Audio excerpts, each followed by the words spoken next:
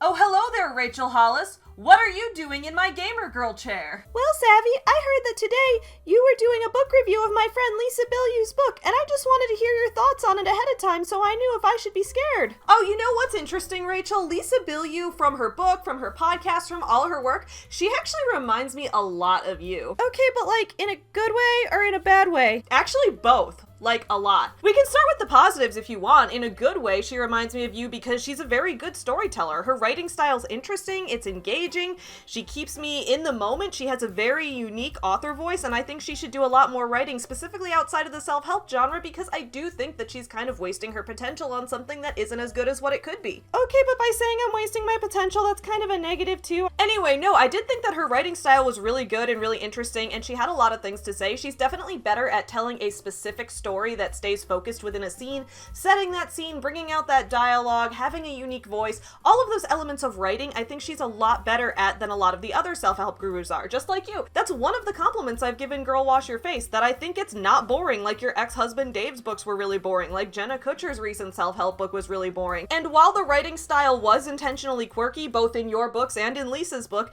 it didn't veer too far into the realm of being obnoxious the way that Jen Sincero's writing does in books like You Are a Badass. So I thought the writing overall was good. Okay, but you said that she reminded you of me, both in good and bad ways, so what are the bad ways? Rachel, I thought you didn't want to hear any negatives. I thought you didn't want criticism from the haters. But you know what? If you're turning over a new leaf in life, that's a good thing and I can respect that. Some of the negative things mainly include the fact that she's with a toxic husband. Rachel, you remember back in 2018, 2019, I was shit-talking Dave way harder than I was shit-talking you. Back when there were still women on Instagram on Team Dave. You know what? Tom Bilyeu lays more red flags down on the field than Dave ever could. Tom holds more red flags in his butthole at this very moment in time than Dave has ever seen in his life. And girl, you know that's saying a lot. Basically, I think Lisa needs to leave Tom's ass. That's one of the other reasons she reminds me of you. That and the fact that they have a relationship podcast together and they have their own podcast individually, and she's writing self-help books and he's probably going to go down that path soon in the future, and he started out in a corporate kind of environment and then moved into the self-help sphere. Like, the parallels are kind of hard to ignore, you know what I mean? Well, yeah, I mean, but Lisa and I are friends, and normally you have things in common with your friends. Like, I don't just go on your collab videos and go like, wow, Savvy, you and RK and Emma Thorne, you and all your friends that you collab with in the anti-MLM movement, like Monica and Savannah and all of them, you guys have a scary amount in common, don't you? I don't make a thing out of it. You know what, you're right, Rachel, so I'm very sorry. I'm sorry for dragging you into this. But next time you see Lisa, give her a bit of advice and let her know how much better your life is without Dave, and see if she, like, gets the hint. See if she picks up what you're putting down, because this woman's got potential, dude. Savvy, I thought you didn't want me giving relationship advice anymore. I mean, you can do it when it's something I agree with. I'm a hypocritical bitch just like everyone else on the internet. That's how we all get attention in this world. Hit you some nuts. There was lots of memes. Makes me wonder if I should take up lesbianism. Chicago. You guys asked for it. What's up, my fellow small business supporters? I'm Savvy. Welcome back to Savvy Writes Books, the channel where we talk about books and business, where today we are doing a book review. Today we're reviewing Alicia Bilyeu's new book, which just came out, which is called Help! My Husband's Been Red-Pilled. The story of how my husband took the Matrix a little bit too literally and is now oppressing all the women around him. No, sorry, it's actually called Help! My Husband's a Man Baby. The story of how he married me to be his wife, but I ended up being his mommy and we decided not to have any kids because he's already basically my child, because he doesn't know how to cook for himself or pull out his own clothes or pack his own lunch because he's literally a baby. No, sorry, it's actually called Help! I Married My Teacher. What happens when teachers go after their students, and why it's a sign that that teacher is probably a man baby. No, sorry, the book is called Why, Lisa, Why? Why, Lisa? Why, Lisa? Tom Bilyeu and Tommy Wiseau's guides to somehow getting with women who are way too good for them. I would say that I hope Lisa goes the way of Lisa in the Room and cheats on Tom, like Lisa in the Room cheats on Tommy. I wish she would do that and cheat with his best friend. But here's the thing. Tom Bilyeu's best friend is probably just as bad as Tom. Like, who are his friends? Dave Hollis, Lewis Howes, Tony Robbins, Gary. Lisa, I'm sorry. Girl, I'm sorry. You gotta get out of this industry. There's better men for you out there. I can save you! I can save you, Lisa. Why? You are tearing me apart, Lisa! No, the book's actually called Radical Confidence, 10 No BS Lessons on Becoming the Hero of Your Own Life. So this is a book all about Lisa's journey for how she became more confident in herself and learned to be a strong, powerful woman in business and all of that. The book has like self-help book takeaways within it being sort of a memoir style telling of her own life. And this book left a lot of mixed feelings, so let's talk about them. But before we do that, if you're new here, don't forget to subscribe. Every single Friday at 11 a.m. Central and multiple other times throughout the week, I put out new videos all about books and business, as I am an author and business owner and book reviewer, and that's all in my wheelhouse. And if you enjoy what I do on this channel, you'll probably also enjoy my morning show every morning at 7 a.m. Central Time. Come join me on my second channel, Your Morning Guru, to help you get up in the morning. You may wonder why I'm so energetic right now, and it's because I ate a buttload of cereal before I started filming this video, and that cereal was from today's sponsor. Today's video is sponsored by Magic Spoon, a high-protein brand of breakfast cereals that come in a variety of fun flavors. One of the things I talk about a lot on my second channel, Your Morning Guru, is how having a daily morning stream has helped me develop my own morning routine that I can rely on. And now, part of that morning routine includes having a bowl of high-protein cereal before I get started on my workday, especially in the cinnamon or fruity flavors, which are my favorites.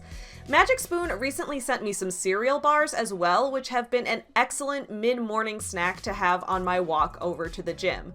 One serving in a bowl of Magic Spoon cereal has 13 to 14 grams of protein and only 4 to 5 net grams of carbs per serving, and only about 140 calories per serving. It also has 0 grams of sugar per serving, with the exception of the honey nut flavor, which has 1 gram of sugar per serving because they use real honey to make it. Magic Spoon's new cereal bars also have 1 gram of sugar, 10 grams of protein, 4 net grams of carbs, and only 130 calories per cereal bar.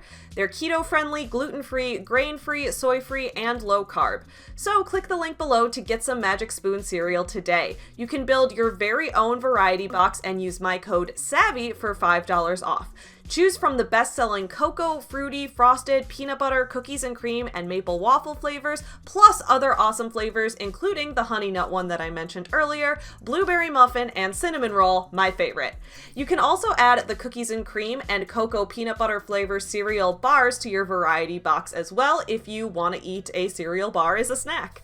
Magic Spoon is so confident in their product that it's backed with a 100% happiness guarantee. So if you don't like it for any reason, they'll refund you your money, no questions asked.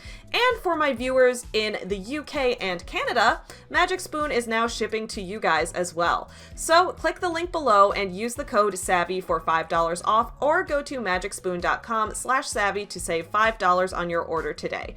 Thank you to Magic Spoon for sponsoring today's video. Let's get into Lisa's book. So first off, what is it about? Let's talk about what this book's about. Ahem! What's up, homie?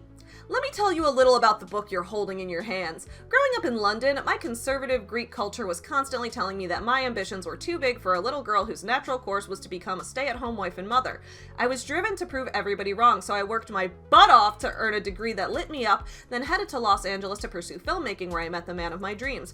I found the happily ever after I was told I was looking for. But then I climbed onto the hamster wheel of supporting my husband and cleaning the house, and when that wheel started to squeak with the sound of my dying dreams, I just drowned it out. My life was fine, but it was far from the fairy tale I'd imagined for myself. Instead of facing my feelings, I tried to distract myself from them for 8 frickin' years.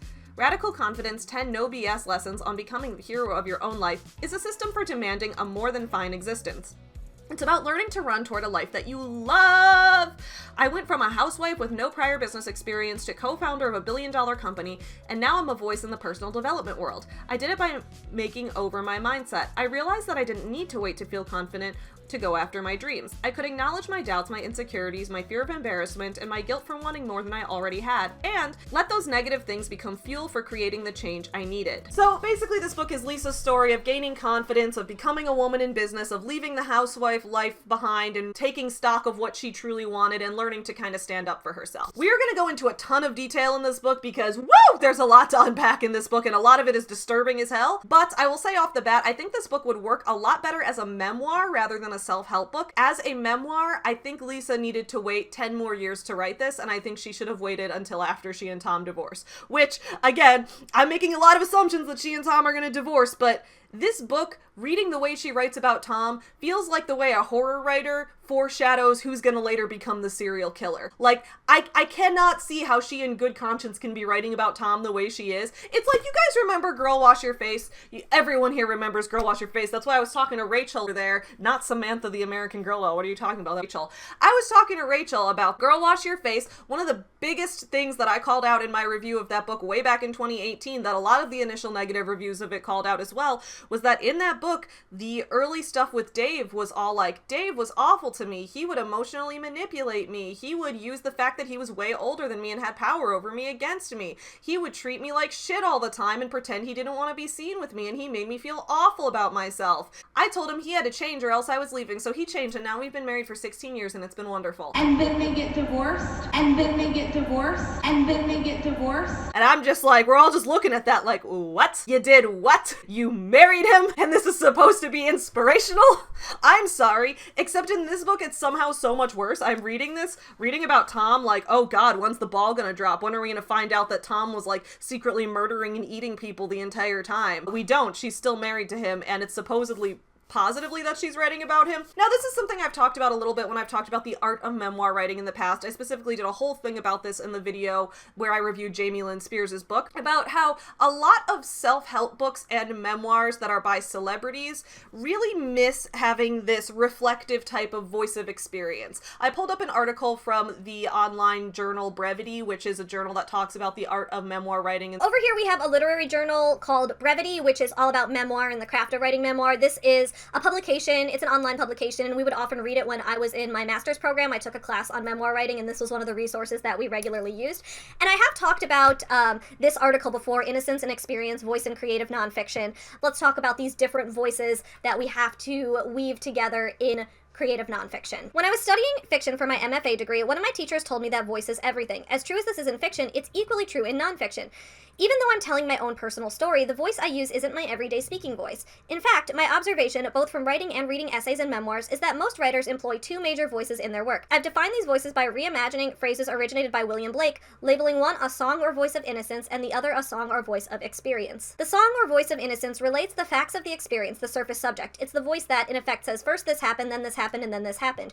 It reveals the sequence of events, the particulars of your experience, whether in a one-page essay or a full-length book. It's the innocent you, who you were when the events actually occurred. The voice of experience is then twined to this voice of innocence, thus adding a more mature author persona. The second narrator establishes the progression of thought in creative nonfiction, allowing the reader to know what the voice of innocence, what the facts mean. By use of irony and metaphor, it interprets the surface subject. This voice, in effect, reflects back on the story, the past, and guides the reader through the maze of the experience. And without that, a memoir feels a little bit hollow, because it feels like you, as the narrator, didn't really learn anything that you can then impart onto the audience. So that's kind of how it feels when I read the way she talks about Tom. He creeps me out. We're going to get into a ton of specific examples, don't worry. I will say, though, Lisa does do a better job having a difference between the innocence and experience voice. She does a better job of self-reflection in this book than a lot of other books we've talked about, because she does show herself having more of a sense of personal growth. Overall summary, what I liked in this book. I thought Lisa's writing style was really good. We're going to point out some examples of that. There are places where it gets to be a little obnoxious when she turns the quirky thing up a little too far and it gets a little bit annoying,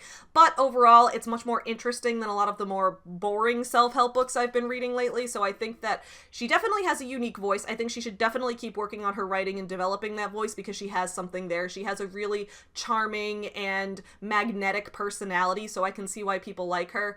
I think she does do a good job of showing how she was wrong and what she learned along the way, and I think that that's great. Negatives mostly are about Tom. I mean, the book suffers from the same issues that a lot of self-help books suffer from, and we'll point out some specific chapters where it does this, but it suffers from the business guru magnetic poetry, which is what I call all the cliches that self-help experts and business gurus are throwing at us all the time. Be unapologetically yourself, find your why, things like that aren't like real pieces of advice, but are just empty fluff that's there to fill the page. It definitely falls into that trap a lot. It falls into the giving psychological advice that you really should be working on with a therapist instead of reading in a self-help book. Falls into that a little bit, but those are less of the problems in the book. The biggest red flag is Tom Bilyeu. Now, you may remember that a couple weeks ago, I put out a video about Tom Bilyeu. So Tom Bilyeu is one of the founders of the protein bar company Quest Nutrition. He is the host of Impact Theory, which is a podcast all about personal development and self-help and that kind of thing. He has all the personal development experts on it. This is Lisa, his wife. She runs a similar show called Women of Impact, and together Tom and Lisa run a show called Relationship Theory. I put out a video a couple weeks ago about Tom and his potential connections to the manosphere, which is where you get the men's rights activists and the red pillars and the pickup artists and those kind of people. When I say take the red pill, what I'm talking about is waking up to the way the world really is. When I say take the red pill, take the red pill. He idolizes people like Jordan Peterson, who spout these like hardwired gender differences between people that can't be overcome because it's nature and we need order and all of that kind of stuff. Hey everybody, welcome to another episode of Conversations with Tom. I am here with somebody that I have been so desperate to get on the show for a long time. I cannot tell you just how much. The one and only Jordan Peterson. Jordan, welcome to the show. I would recommend looking at that video if you want to see some of the examples of the regular sexist pseudoscience that Tom likes to spew on his show. Guys, no matter what their age, 13, 73, they find women who are 22 attractive.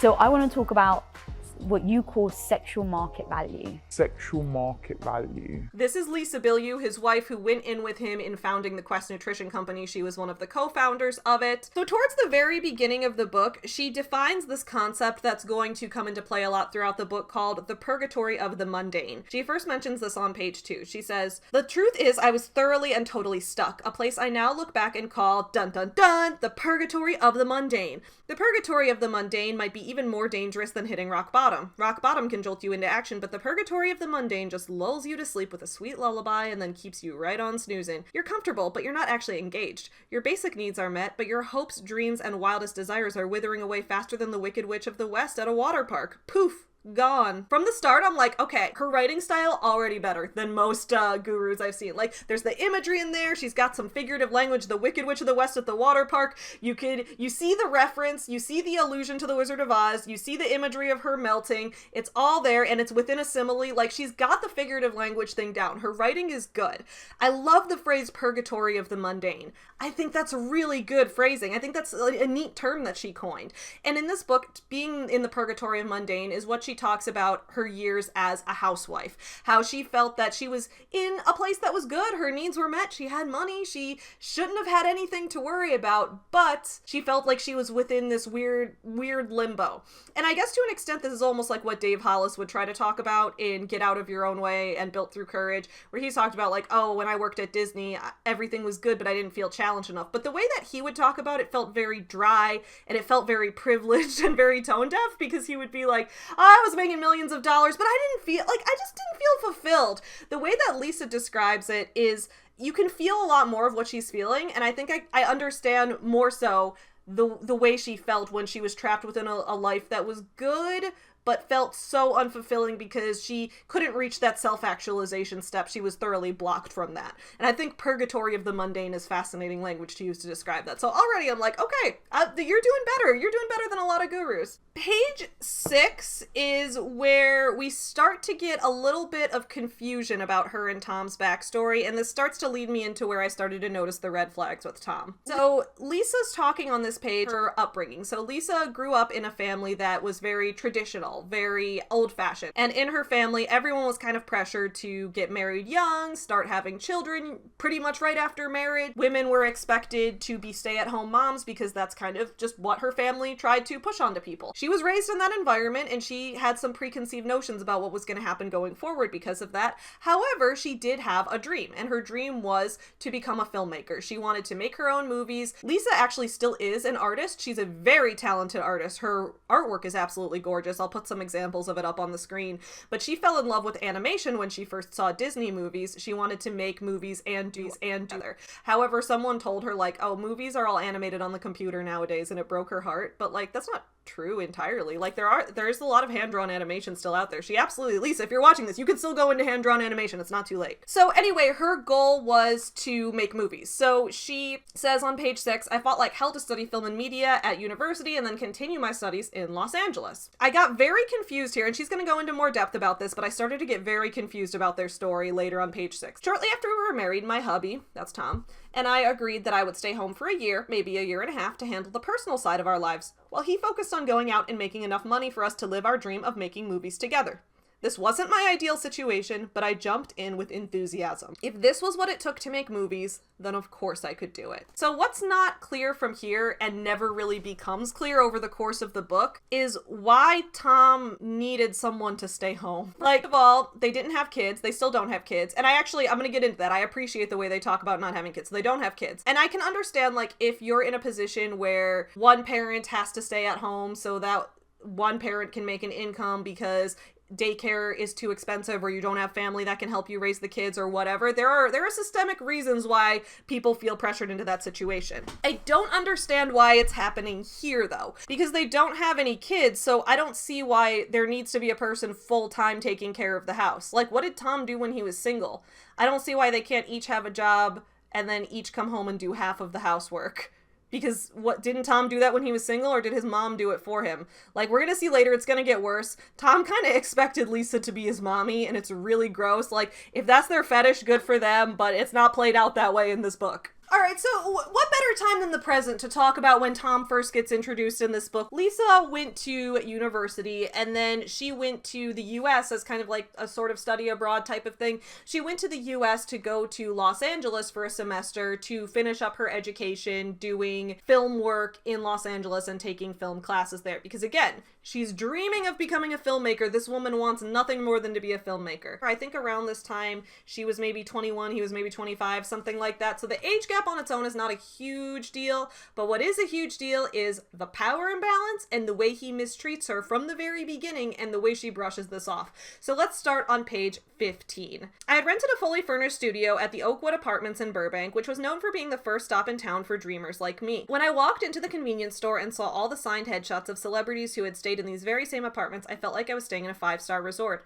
Then, as if things couldn't possibly get any better, the very first person I see when I get to the NYFA on my very first day is a hot guy working in the office. Like, we're talking about chisel jaw, head spinning, double and triple take hotness here. Are you kidding me, Los Angeles? I was truly living the American dream.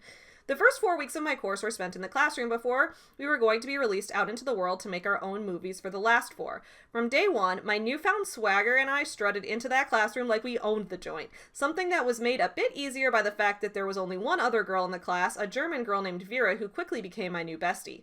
I was a sponge, soaking up everything I could and having an absolute blast in the process. Then one day, a few weeks in, I walked into class and hot office guy was standing at the front of the room. As soon as class starts, he introduces himself as our new teacher. I almost laughed out loud. Teacher? Things just got more interesting.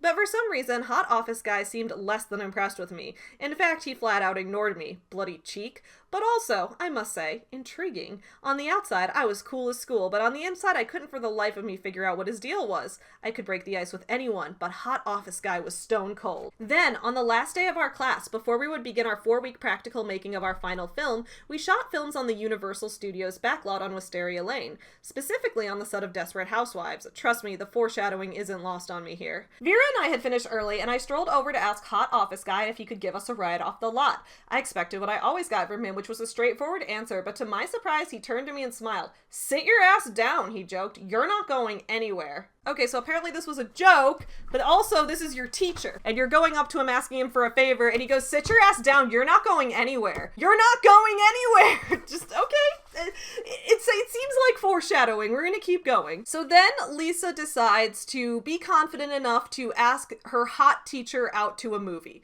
And not as a date, just to go with a group of people, because even Lisa can tell that a teacher and student dating would be inappropriate. So she says, "A bunch of us are going to see a movie tonight." I said, totally casual. I was so casual, right? Very casual. Absolutely casual. "You should come." She invites him. He says, "Sounds great. If I can get off work in time, I'll come join you." So she gives him her number, and then he didn't call. I tried to shake it off, but I had to admit this really bummed me out. Even if he didn't fancy me back, I thought there was at least a chance for us to be friends. Who am I kidding? He was hot as hell, and I definitely wanted him to fancy me back, but there was no way I was going to let this show. I walked into class on Monday determined to act like I'd completely forgotten that there was even a chance he was going to call. So I devised a very intricate game plan. Step 1, don't react. Step 2, repeat step 1. At the end of class, as I'm getting ready to leave, he pulls me aside. "Hey Lisa," he said, "I'm sorry I didn't call on Friday. I was going to, but then I fell asleep." A beat, and another beat. Inside, Lisa is screaming, You fell asleep? I was more appalled than Rachel was when Ross fell asleep in the middle of her 18-page letter front and back. It sounded like the lamest excuse that I've ever heard, but I reminded myself of my genius game plan, so I just laugh it off. I turn and walk right out the door, all the while thinking, be cool, Lisa, be cool. There was no way I would let him see that I was bothered. No way. I was still playing it cool when my phone rang that night. Hey, Lisa, he says when I answer. I'm sorry we didn't get to hang out this weekend, but one of my friends is having a movie premiere and I wanted to see if you wanted to go with me. What I know now, which I didn't know then, was that Tom Bilyeu always has a plan, and seeming to ignore me was part of it. Based on the other week when I showed Tom Bilyeu's red pill connections and his connections to people who do pickup artistry and manosphere shit, the fact that ignoring a woman that he's interested in is part of the plan. First of all, she's your student. Second of all, this is not healthy. On their first date, Lisa gets ready to look nice and Tom shows up in a shitty t-shirt that he wore to work that day because of course he did. And then they go out on the date and Tom is like, so I don't believe in God. I think believing in God is cringe. I'm an atheist. And also I love to watch porn. How about you? And Lisa's just like, wow, American men are so fascinating. She's just sitting there like, wow, these guys in America, they're so forward. I love this. Just not internalizing at all the fact that that's not normal and is incredibly rude behavior. But anyway, that's their first date. And Lisa, for some reason, thinks he's the hottest guy in the world and falls in love with him. So then basically they get married and they finally move into their home together after their marriage. And then on page 23, she says, Tom headed back to work at the New York Film Academy, and on his first day, I gave him a kiss and sent him off. I closed the door behind him and realized I had no idea what to do with myself. I thought that this was fairly relatable as kind of the start to Lisa's entering of the purgatory of the mundane. I thought that this was an interesting start because I think that is relatable to, you know, right when you finish college, right when you take that next step in your life, suddenly you're like, all right, time to find a job. It's kind of the first moment where you don't know for sure exactly what the next step is. Because when you're a kid, you know, okay, next step, I'm going to go to high school. Then you go to high school and you're like, okay, for a lot of people, next you go to college or you go into a trade school or you do something like that. Then when you're finished with that, it's like, now I have to find a job, and you feel kind of stranded for the first time ever. Someone else isn't kind of directing where you need to go. You need to figure everything out on your own. So I thought that that was a relatable moment. I completely understood how she felt, and I understand how that could slip her into this purgatory. I don't blame her whatsoever. But I think this was also indicative of the power that Tom did have over her, because remember, he was her teacher, and he did already have an established job at this school that he could immediately go back to. Lisa was now stuck looking for something. I don't know if Tom ever helped her try to find something, but I don't really see any evidence that he did. So again, it's just indicative of Tom, you know, going back to his own life and leaving Lisa behind. She gives one reason that she didn't go to work right away after graduating, and that's that she didn't have a visa yet.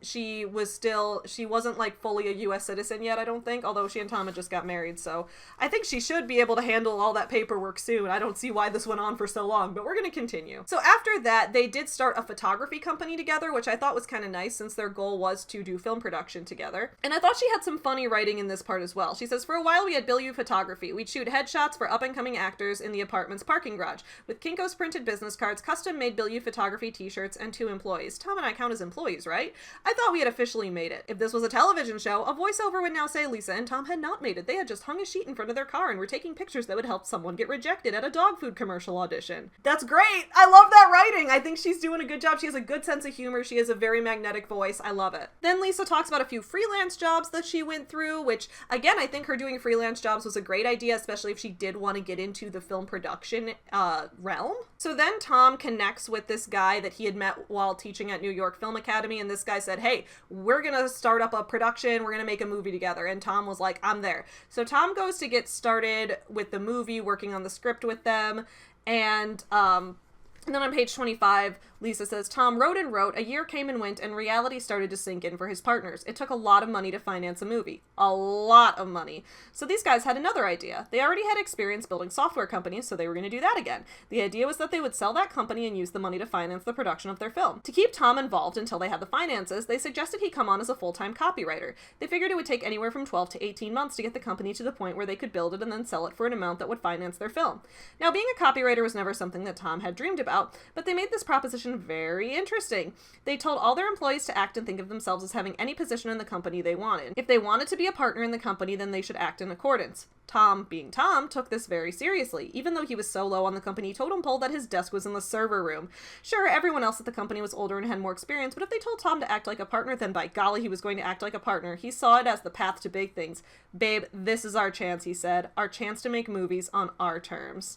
So of course this is very foreboding because no, that's not what happened. Tom decides to get involved in the software company and work like he's a partner in the company, and that becomes his full-time job where he's making good money. So at the bottom of page 25, I got confused because it says here, when Tom and I decided that I would stay home so he could really focus on his job, and I'm like, why though? Why did you need to stay home? Like, if Tom wanted to focus on his job, why couldn't you, like, do some freelance jobs? Or why couldn't you work a job as well? Why can't you both have a job? You don't have kids, so there's literally no reason to not both have a job if that's what you want. Oh, and by the way, if, like, Lisa was passionate about being a housewife, nothing wrong with that. But she wasn't. She states again and again in this book that it wasn't anything that excited her. It was never anything she really wanted to do. Her passion was always with the film industry. So I'm like, what is she doing? I was just very, very confused. Page 27 is where things start to get really creepy, and it becomes clear that, like, to me, it really seems like Tom was abusing his position of power because he wanted someone to be his mommy, basically. He was a man baby who wanted someone to be his mommy because he couldn't handle having a full-time job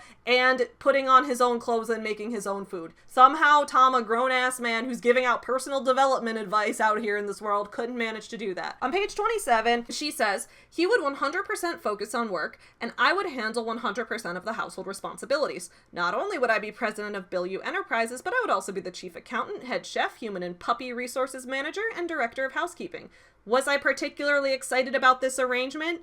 No! But did I believe at the time that it would help us get to our goal? Hell yes. I laid out his gym clothes so that he could put them on first thing in the morning. While he was at the gym, I laid out his work clothes so he could get dressed right out of the shower, and I sent him to work with a lunchbox so he wouldn't have to spend any time debating between El Pollo Loco and Fat Burger. So I'm like, this man cannot even choose his own clothes or make his own food without mommy having to do it for him?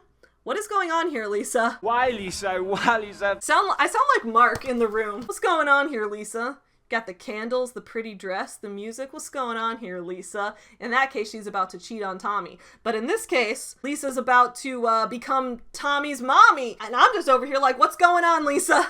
Why are you agreeing to this? Even if the man is working 80 hours a week, there is no reason he cannot pull out his own clothes and you can't have a job that you're actually passionate about too. No reason. This is manipulative. He absolutely, and again, I wanted to be clear. I'm not blaming Lisa for this. I think Tom took advantage of her. Because she was his student, she was younger than him, he had established jobs and income, she did not, she didn't even have a visa to be able to work in the US. He was like, how about you stay home and completely take care of me like I'm an infant, and I will go to work and you will have no other roles. And she was like, okay, sounds good.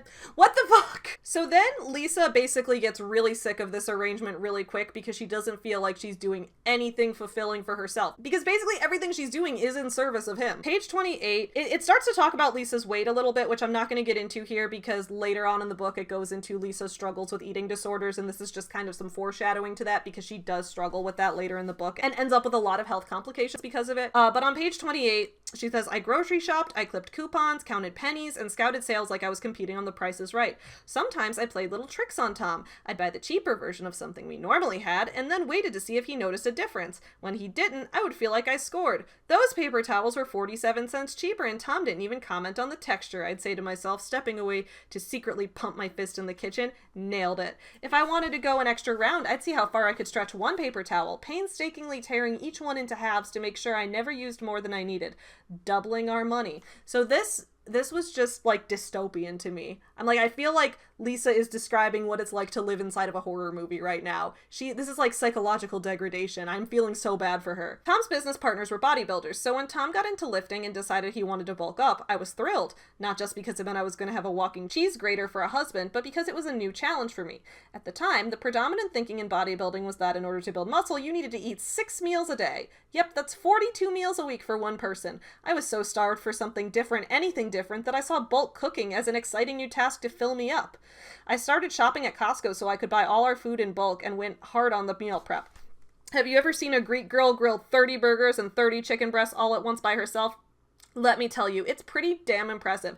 I had a whole system and was a one-woman assembly line, marinating the chicken while the burgers cooked, trying to time and flip everything perfectly, and then portioning it all up so that we'd have lunches and dinners ready to go for the rest of the week.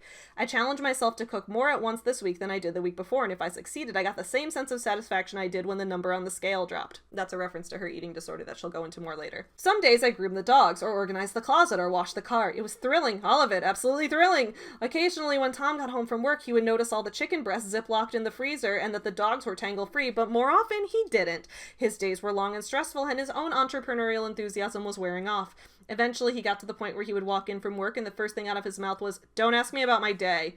It became my own full-blown personal fight club. First rule of the Bilyeu household, don't talk about his day. Second rule of the Bilyeu household, don't talk about his day. But I can't talk about my day either. What am I going to tell him? That this afternoon the woman at the checkout counter liked my accent, or that I finally got that stain out of the carpet? We didn't talk about our big dreams or making movies anymore. We didn't talk about what was next. Instead, we just headed to bed. This is depressing as shit. And I know that she knows that this is depressing because this is what leads her into, wanting to change things.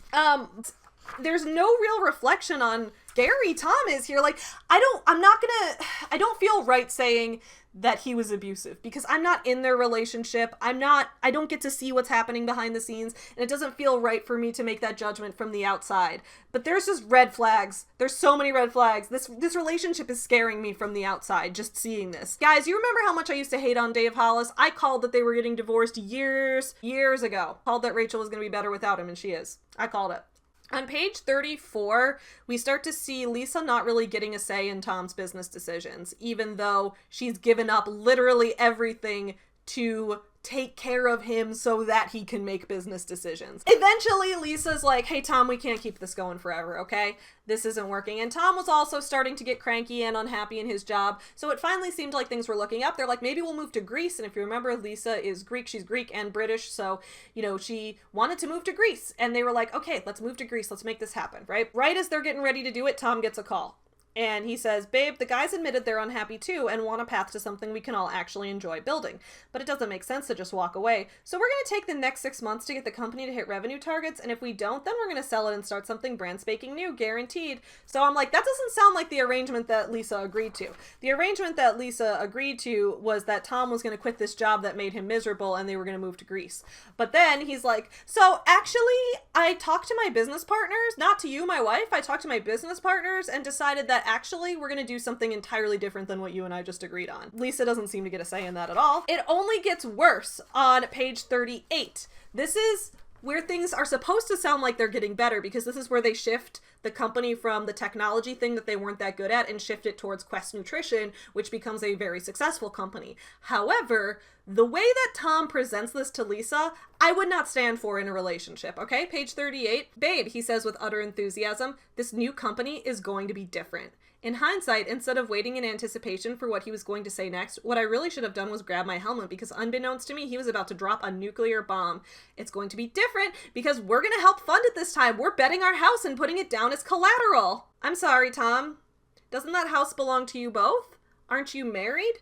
Didn't Lisa just spend the past couple years making the house perfect, doing all of the house maintenance, and you just decide you're gonna bet it without asking her first? She doesn't get a say at all here? I was shocked. I was disgusted. This legitimately scared me. I was like, Lisa, you need to run. Serve up the divorce papers. If you want to move to Greece, get the fuck out, Lisa. Like, get out, girl. But she didn't. On page 40, I made another note about how Lisa's a good writer, and I thought the writing was really good here. But I also made this note about their relationship as well. Page 40, it said there was always a when hanging around somewhere, so I want you to take a moment and think about that when that may be stifling your happiness. For me, at this time, it was when Tom and I would finally start having kids. This was when I'd be happy. It just seemed like a good time to do that was never going to come. Despite the common advice I got about never being ready, when the subject came up, Tom always made a valid point of not wanting to start a family while we were working toward our goal because we didn't have the resources, time, and money. Lisa eventually does decide that she actually doesn't want kids, and we'll talk about that a little more there, which, again, I don't want kids either. I don't have kids. I completely support that. I think it's a little weird that they didn't talk about this before they got married. So that was what first red flag of like, how about you guys talk about this before you get married? Because you shouldn't be getting married to someone who has different expectations of having children than you do, because that is a massive life choice, okay? This is where I think her writing was really good and really stood out as strong. Kids were the natural progression of our marriage, the narrative I'd been hearing my whole life. Ah, that wonderful bedtime story we read in childhood, The Princess and the Great Expectations. Chapter 1, get married. Chapter 2, have kids. The end. That story had been burned into my soul, and so I didn't question it, and God forbid if I ever dared to quiet the idea. My mom, whose dream in life is to be a grandmother, generously offered her services to remind me by playing me her #1 hit song, When Are You Having Kids? She'd also occasionally drop a remix like, I can't wait to meet my grandchildren, or You Were Meant to Be a Mother. And over the years, my answer would change. When I'm 25, I'd say, we'll start having kids when I'm 27. I'll be pregnant when I'm 28 and have it at 29. But now I was 31 years old. Being Greek and married with no kids at 31, I may as well have been a geriatric unit. But how can we start a family when we were white-knuckling it on the crazy fun ride of Entrepreneurship Express? Though, just like pregnancy, it comes with plenty of nausea. So as always, we agreed. Another 12 to 18 months. I thought the writing here was great. The figurative language was perfect. First of all, the bedtime story, The Princess and the Great Expectations, I thought that was hilarious. Just like the phrasing there, because you have like, oh, the Princess and the Frog, the Princess and the Pea, like there's all those children's stories that start with the princess and then Great Expectations is a Charles Dickens novel. So the way she like mashed a very adult book with a book for kids together, I thought that was really funny, especially because it's like, this is the bedtime story you're hearing about these lofty expectations that we're pressuring you with. Fantastic use of language there, Lisa. And then I thought the whole thing about her mom dropping hit songs like When Are You Having Kids? That was really funny imagery. I almost started laughing out loud at like imagining her mom singing that, even though she wasn't literally doing that. The idea that the Entrepreneurship Express was just like pregnancy, both came with nausea. I thought that because it was like an express, like a roller coaster that makes you nauseous, pregnancy makes you nauseous, and the nervousness of it all and the weight of the expectations and pressure were making her nauseous. So the combination of those images, really well done. I think Lisa really could be successful in making movies because she has a great sense of how to capture a moment visually through words. She's a great writer. Lisa, if I ever start a movie production company, which honestly I really do want to at some point, so I kind of related to her from that, Lisa, you're the first person I'm hiring, okay? Tom doesn't get to join. No Tom. So basically, then when they start Quest Nutrition, Lisa starts working for the company for free. On page 41, she says, I packed and shipped finished bars from our fluffy rug on our living room floor. I wasn't getting paid by the company to do any of this, but I couldn't just not ship the boxes. It's like, yes, you can, girl. Get paid for your work. Then on page 43, she tells a great story that I absolutely love. And I could understand this because as a business owner myself, before I had a working printer, I had to spend time in the post office shipping out orders all the time. So Lisa would talk about the weekly trip she'd take to the post office with all of the nutrition bars that she would be shipping out. She would go to the post office, the line would be really long every week. And so Lisa decided, what if I start bringing candy to the post office? So every time she would get to the front of the line, to the person working behind the counter, she'd hand them a little bag of candy and be like, hey, I know it's kind of tough to work at the post office. Like, this job can be really exhausting. Here's some candy. And a lot of times the employee there would be like, oh, thank you. And they'd like make their day. And so after a few weeks of her doing this, when she was at the back of the line, someone was like, oh my God, it's the candy lady. And everyone was like, oh my God, the candy lady. And Lisa became known as the candy lady, and she would hand out candy to people and then she'd get to skip the line. And I'm like, that's such a good story. I don't know why. I just love it. I think it's really cute.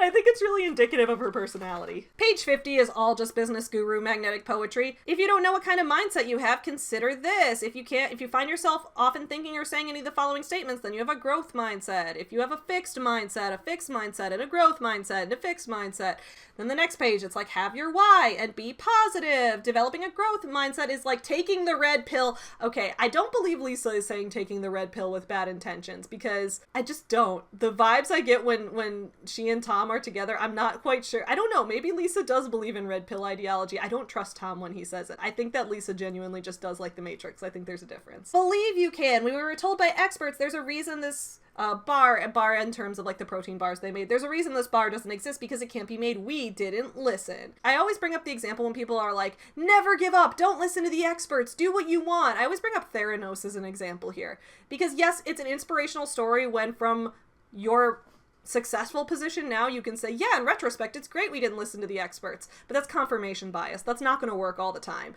We can look to Theranos as a great example of this. Elizabeth Holmes did not listen when experts in the medical field told her that no, you actually cannot draw all these conclusions from a single finger prick blood drop the machine is actually not going to work. She didn't listen. Tons of people got scammed. Tons of people got faulty health results. She ended up in a ton of legal trouble. Basically, that's an example that's the opposite of it. So I'm not saying listen to experts or don't. I'm saying you have to take each situation individually. There's no one size fits all for this. On page 78, we once again get the idea that Tom and Lisa didn't really talk about whether or not they were going to have kids before they got married. It says, when I first expressed this idea to Tom, he responded in a way that was right in line with his true romantic self. Babe, he said, I married you because I love you. I didn't get married because I wanted to have kids. I got married because I want to spend time with you. Once again, this man of mine was challenging my assumptions and blowing my mind. I never thought about it like that before. I really hate how much of an influence Tom has over her. Like, I do think it's great. I just want to be clear. I think it's great for partners in a romantic relationship to challenge each other's assumptions, to talk about deep ideas with each other, and potentially help each other grow as people. I think that's great. I think it's weird how every single time Tom always challenges her assumptions, and she has so much to learn because she's just this naive little girl. And Tom is a big man who was her teacher, and he has so much to teach. It's really creepy. I don't like this dynamic at all. Every time Tom starts a sentence with babe, also, I feel like it's supposed to be cute that he's saying babe, but it always sounds like he's about to say like the creepiest thing in the world. It's always like babe, and then whatever's coming next is like, ooh, babe. We're putting our house up as collateral on this business, okay? Babe, you need to stay home and be a housewife, okay? Babe, I don't know if I want to have kids. Like, things like that, okay? This is where Lisa is considering whether or not they are going to have kids, and if so, how they're going to have kids. So again, should have talked about this before you got married, okay? You should have talked about this before. Tyler and I both have no intention of having kids. He knew when we got married that I will never be pregnant, that I have no interest in ever being pregnant in my life, and he's good with that. We are both on the same page about that. There's no question. They're already married for a couple years at this point. And on page 81, Lisa decides to start talking to Tom about what would happen if they had kids. Take a look at the future and weigh the options. At this point, it's been like, I think it's been almost 8 years at this point, and Lisa's been under the impression that they're having kids this whole time. Babe, he said. Of course he starts with babe. Babe, he said, I will love those kids with all my heart, but you need to know that I'm not going to be the guy who's home every night by 7 to have dinner with you all, or who gets up in the middle of the night with the baby. I know I'm ambitious, and if I wasn't able to be true to myself, I would start to resent you and the kids. So I'm like, okay, well, Tom's honest. Give him that. But why did you let Lisa go on thinking you were going to have kids for this long if that's how you felt? Because here's the thing, if you're not going to be a present parent, just admit that you don't want to be a parent from the beginning. And I guess still technically they could have kids, but to tell someone we could have kids, I'm just not going to do any of the work, that's just a shitty thing to do. That is deadbeat dad behavior, okay? We don't support that here. So I'm like, why didn't Tom just marry someone who didn't want kids? I don't get it. I also made a note though that as I am a child-free person myself, so it is kind of nice to see some representation of a couple that doesn't have kids. I wish the couple weren't incredibly toxic, but Lisa basically, she does come to the conclusion on her own that she doesn't actually want to have kids. So she says, you know, if I had kids, I would want them to be my top priority in my life on a day-to-day basis. Nature relies on you putting their needs first, but would I be okay with this? What this would do to my relationship with Tom. Tom and I were always each other's number one priority. So and then at this point, she's also starting to do more work with Quest Nutrition, and she's starting to actually love the work that she's doing. And she's like, would I want to give that all up? And she said no. Is this actually good child-free representation? At first I was like, I'll give it to her, but I kind of... She maybe could have had kids and had a life where she and her husband both work and both give their all to the kids and to their jobs. And she could have had that having it all life if she had a different husband. If Tom weren't such like a deadbeat loser, then she could have kids with someone who was actually going to share the workload of taking care of the kids, and then they could both have film jobs. Like, I don't see why Tom is required for anything at this point. Tom is a useless sack of shit. I have no idea. Lisa, why are you with Tom? Why, Lisa? Why, Lisa? Why, Lisa? On pages 90 and 91, I'm not going to get too into the details here because it is kind of graphic, but Lisa talks about her history of disordered eating behaviors. She talks about how when she was growing up, her mom had a lot of disordered eating behaviors, and her mom would eat very little food. She talks about what her mom would eat in an average day. It's shockingly low. Lisa talks about struggling with almost developing bulimia for a little bit. It's very sad. I'm glad that she eventually gets help for this. She ends up working to overcome it, And one of the ways that she works to overcome it, which has also worked for me, is lifting weights. So we'll talk about that when we get there. I think it's really nice. I could relate to Lisa in a lot of ways, actually. Page 118, Lisa's getting into some advice about how to make yourself appear confident. But I don't fully agree with all of this advice, and I want to talk about why. So on page 118, Lisa's talking about how she met this woman at a hotel, and Lisa was telling her what she did, because at this point Lisa worked at Quest Nutrition. Hold on, side tangent. I need to give Lisa some credit for doing something that I don't see other business gurus doing, and that's Lisa being specific about her journey. She talks about how she gets from point A to point B in this book. How she got from point A to point B. How did she get involved with Quest Nutrition? It's because Tom had a colleague at the school he taught at who founded a software company, and then they decided to change it into a protein bar company, and then he brought on Lisa to help with the packaging of things, and then as the company grew bigger, they wanted to have a media department, and they knew Lisa was good with the camera and the filmmaking, so Lisa worked on building sets and doing video content and things like that for the company, and that's how she got involved with their media department, and that's how her life continued to go in that direction. So she talks about how she gets from point A to point B.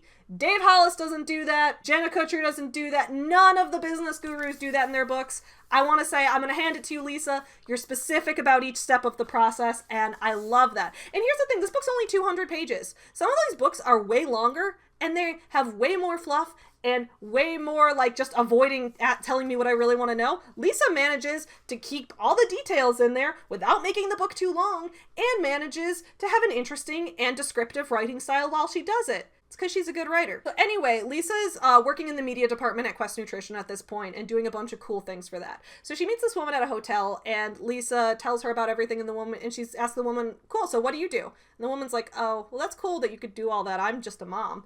And then Lisa's like, oh my God, don't say you're just a mom. That's incredible. Because Lisa's like, I'm not even a mom. I think being a mom is awesome.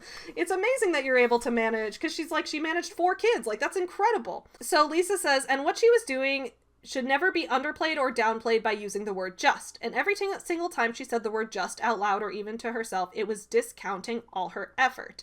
As women, we're always discounting ourselves and what we do by using language that diminishes us, thus fanning the negative flames. I'm not going to say definitively that this is false, but I'm going to say that there's mixed schools of thought on this. So, funnily enough, just today, if you're watching this video on the day it came out, just today, just this morning on Your Morning Guru, we had a book club discussion on our channel about our book club for this month, which was Word Slut by Amanda Montell, which is a linguistic breakdown of how language is gendered. It's a breakdown, it's called like a feminist guide to taking back the language, and it's about how, you know, gendered insults and ways of talking are influenced by the way our culture views gender and things like that, and it's written from the perspective of a linguist who's studied this.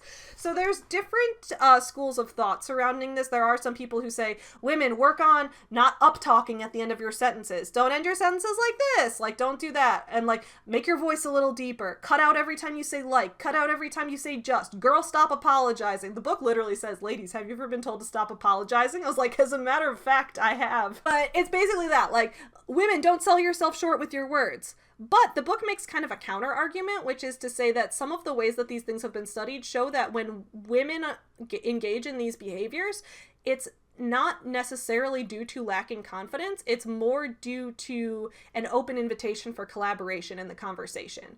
When someone says like, it's meant to soften something, so that when you soften that, it shows that you're not about to state something that's a direct quote, or you're not about to state something directly, and you're thereby inviting the other person in to contribute. It studies these speech patterns that women have, and it makes the assertion that it's not necessarily that women need to change their vocal patterns in order for society to take them more seriously, but rather that we should educate people on where these language patterns actually come from, so people can see women as intelligent and competent while they continue to have these language patterns, because there's nothing inherently wrong with that. And I thought that that was an interesting counter argument. So I'm not going to say that Lisa's definitively wrong here, but I will say that she's not definitively right. And again, this is one of the areas where I think she's talking about a lot of things in this book that she's not necessarily the expert on.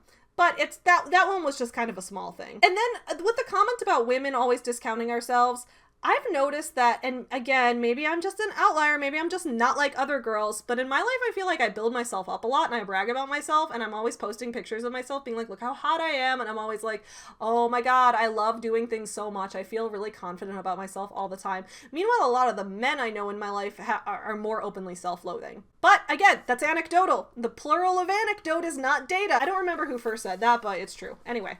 I also, in pointing out that I like the specificity of Lisa's writing, on pages 120 and 121, she talks about, like, she gives, like, specific examples of journaling exercises that she does, and she breaks them down, so I think that's really nice. Like, she talks about how when she used to be living in the purgatory of the mundane, she would break down her goals, like, my goal, to make movies. Am I there yet? Not even close. Why? Because we need more money, because we need more time to make more money, because we haven't met anyone who will finance our dreams, because Tom works all the time, because I need to do the frickin' laundry.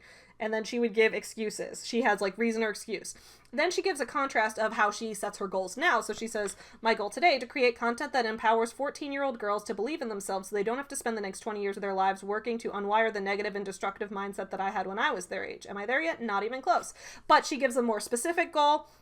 And then she gives a more specific reason why she wants to accomplish it.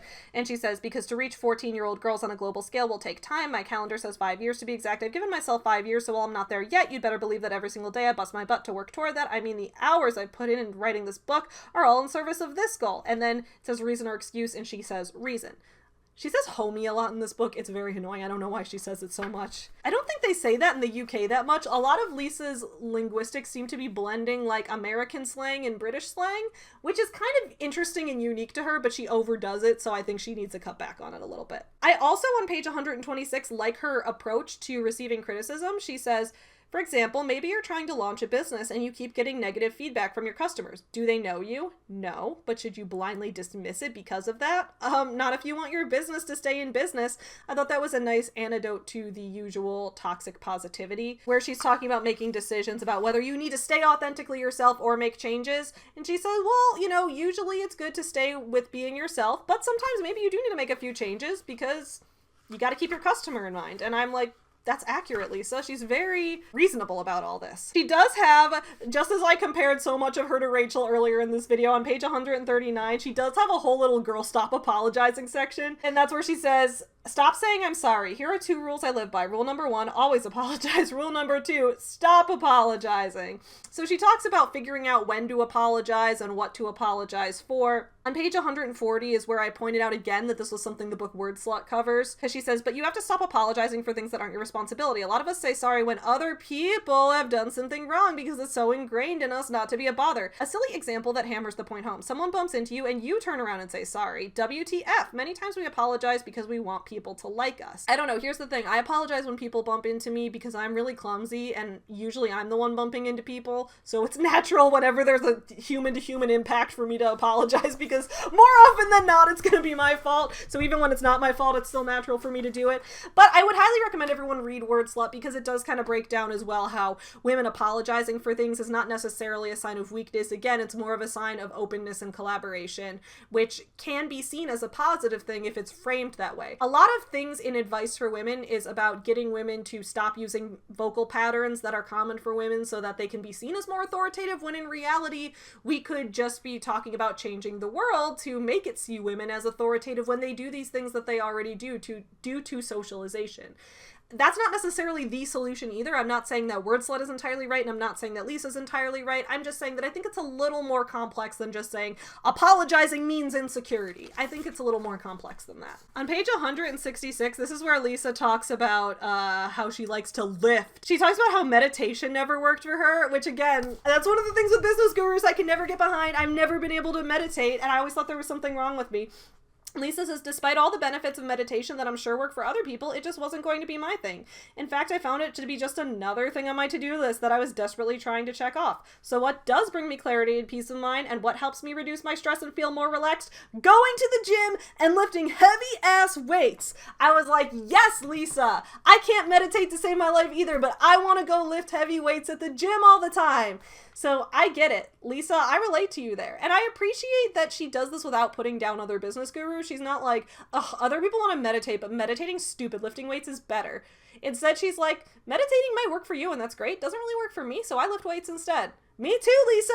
Me too. And again, I have a lot of friends who say that meditating works well for them. And I'm glad that it does.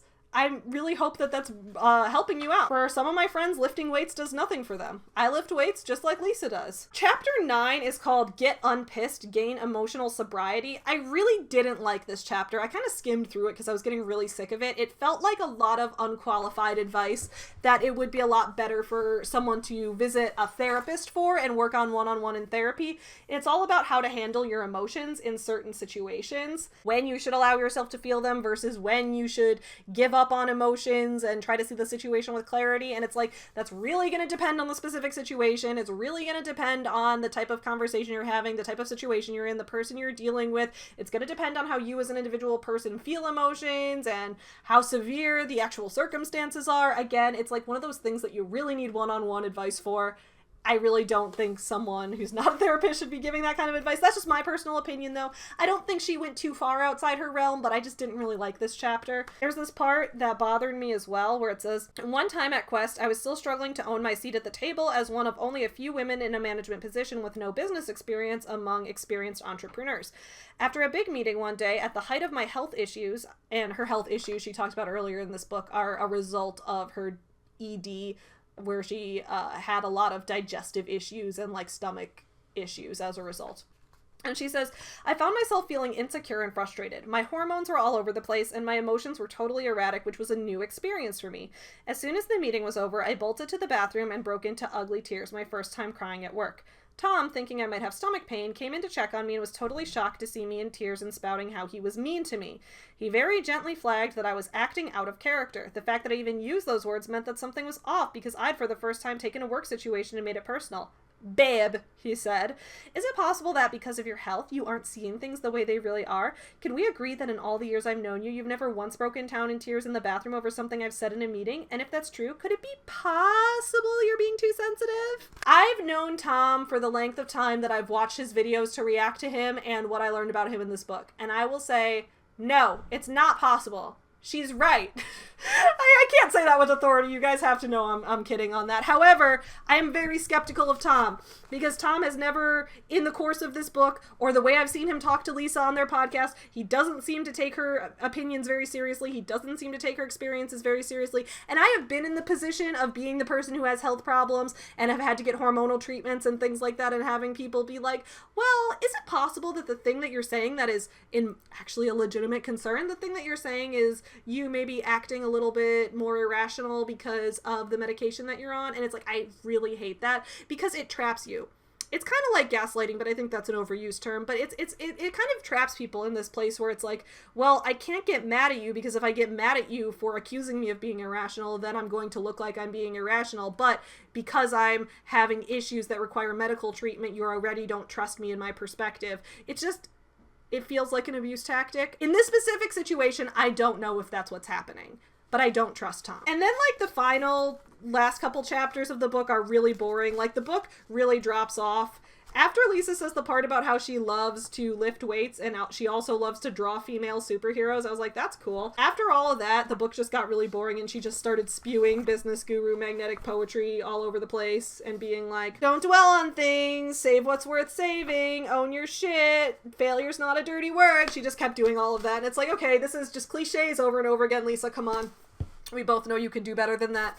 So I really thought this book would have functioned amazing as a memoir, but I would love to see her write this memoir a few more years down the line in the future where can be a little more honest about Tom. And again, I know it feels probably like I'm projecting a lot onto thinking that Tom is awful, but a lot of things in this book, to me as the reader, come off as red flags. And if Lisa didn't intend for them to, that's not to say she shouldn't have written the things she did, but I think she needed to write more. When I was in a creative writing class in college, I once wrote this short story that had a section in it that the teacher was like, oh, this section comes off kind of weird. I don't understand why this would happen. So I deleted it. And then I turned in the new version and she said, why did you delete it? And I said, well, you said it was weird and it didn't make sense. And she was like, no, you want to embrace the weird.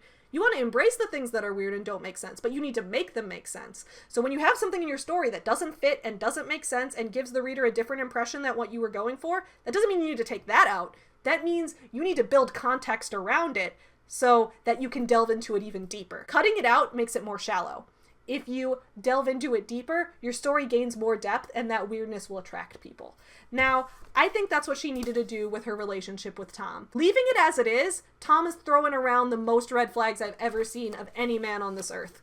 And it's really scary to read about their relationship from my perspective. And I imagine from a lot of other women's perspectives, reading this relationship would set off a lot of alarm bells as well, at least if the Instagram comments I've been getting from the pages I've posted photos of are anything to go by. If Lisa did want to show Tom's growth in that way, or show what her mindset was that kept her in this, I think she needed to fully go through her rationalization process a little more, and also be willing to openly acknowledge Tom's flaws on the page, and not always portray him as being correct, and instead be willing to show his growth along the way as well. Because I think she really shied away into being critical of him and taking a critical outlook on his actions, which would have really made the book a lot more substantial, in my personal opinion. But for anyone else out there who's read Radical Confidence, I'm curious what you guys think of it. I think Lisa has a lot of promise as a writer. I really do. And I'd love to see her continue writing things in the future.